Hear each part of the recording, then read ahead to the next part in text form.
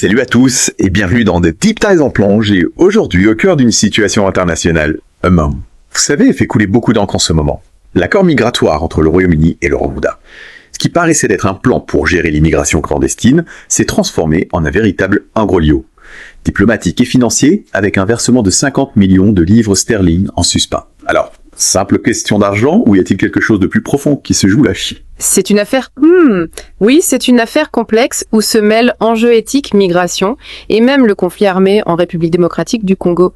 Il est important de comprendre comment cet accord a été perçu dès le départ pour bien saisir les tenants et aboutissants de la situation actuelle. Oui, d'accord. Alors si on remontait un peu le fil de l'histoire, initialement sous l'impulsion de Boris Johnson, le but de l'accord était de dissuader des traversées illégales de la Manche, en envoyant les demandeurs d'asile au Rwanda.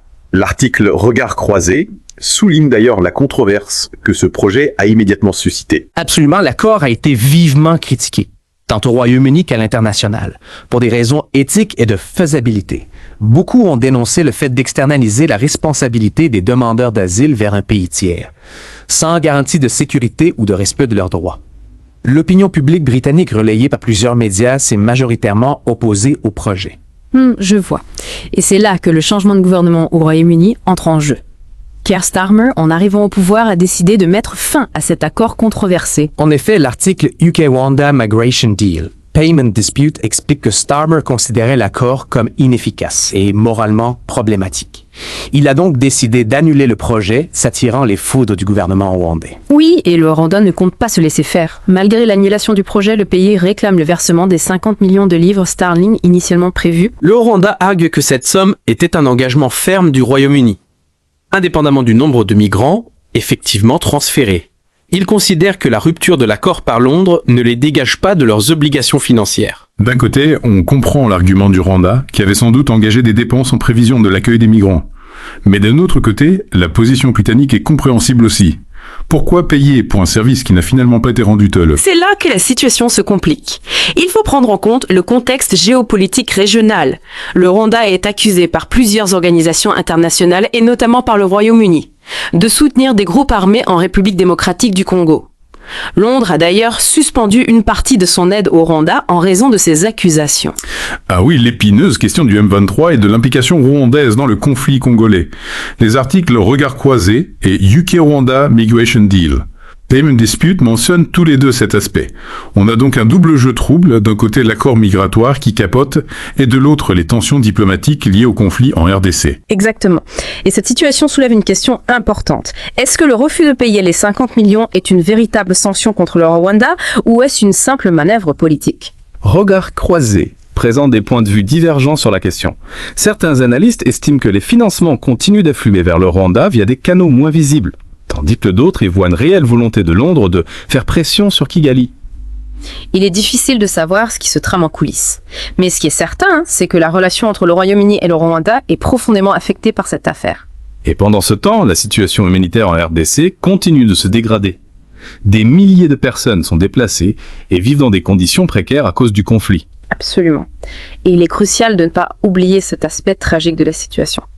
L'enjeu dépasse largement une simple dispute financière entre deux pays.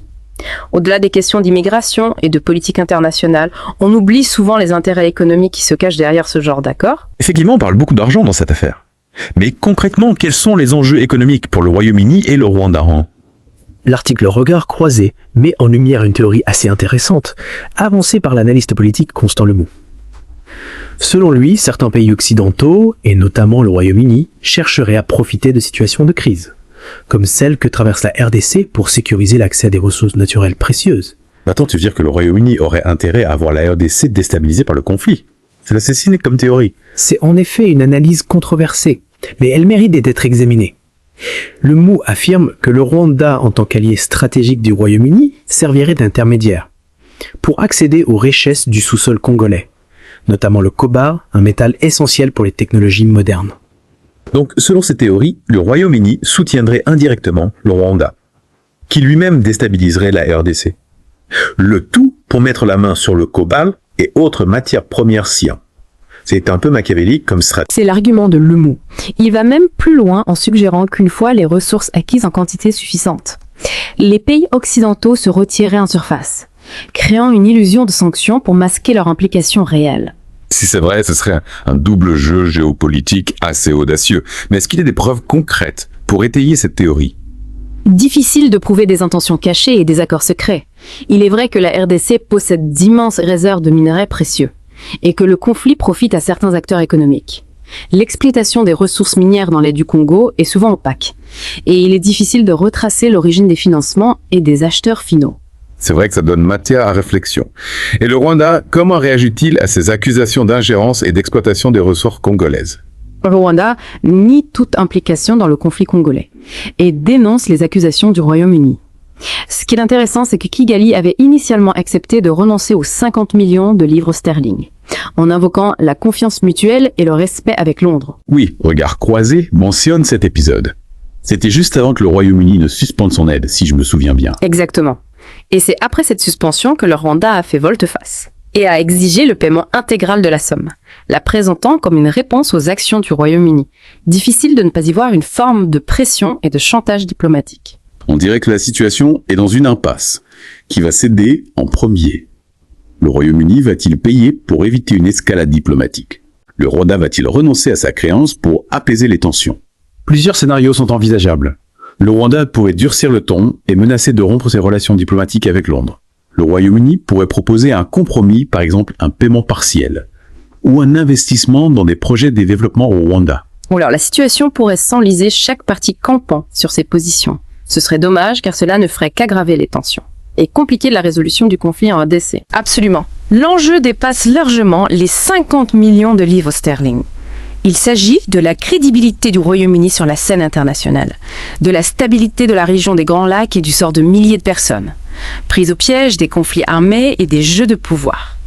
On arrive à la fin de notre exploration de cette affaire complexe entre le Royaume-Uni et le Rwanda. On a vu que derrière l'accord migratoire avorté et la dispute financière se cachent des enjeux géopolitiques, des questions éthiques et un conflit armé qui continue de faire des victimes. Effectivement, cette situation met en lumière les défis et les contradictions de la politique internationale.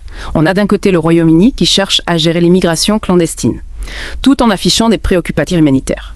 Et de l'autre, le Rwanda accusé de jouer un double jeu et de profiter du chaos en RDC.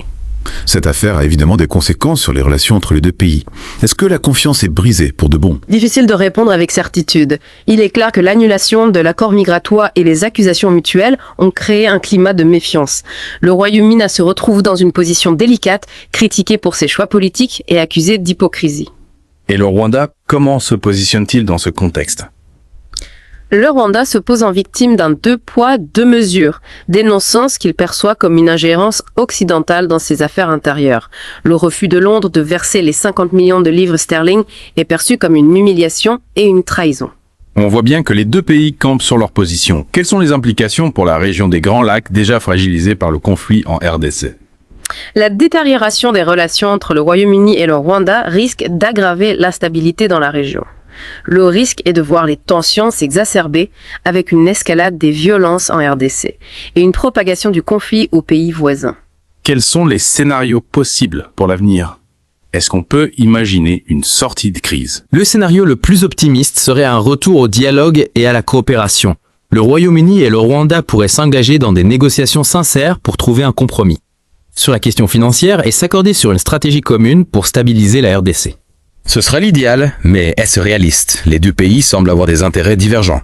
Oui, un tel scénario nécessiterait une volonté politique forte de part et d'autre, et une capacité à dépasser les ressentiments et les intérêts à court terme. Il faudrait aussi que la communauté internationale s'implique davantage pour trouver une solution durable au conflit en RDC, qui est au cœur du problème. Si ce scénario optimiste ne se réalise pas, quelles sont les autres options? Dans le pire des cas, on risque d'assister à une escalade des tensions. Le Royaume-Uni pourrait durcir ses sanctions contre le Rwanda, qui pourrait riposter en intensifiant son soutien aux groupes armés en RDC. La région deviendrait alors un champ de bataille pour les rivalités géopolitiques au détriment des populations locales. Un scénario cauchemardesque qu'on espère éviter.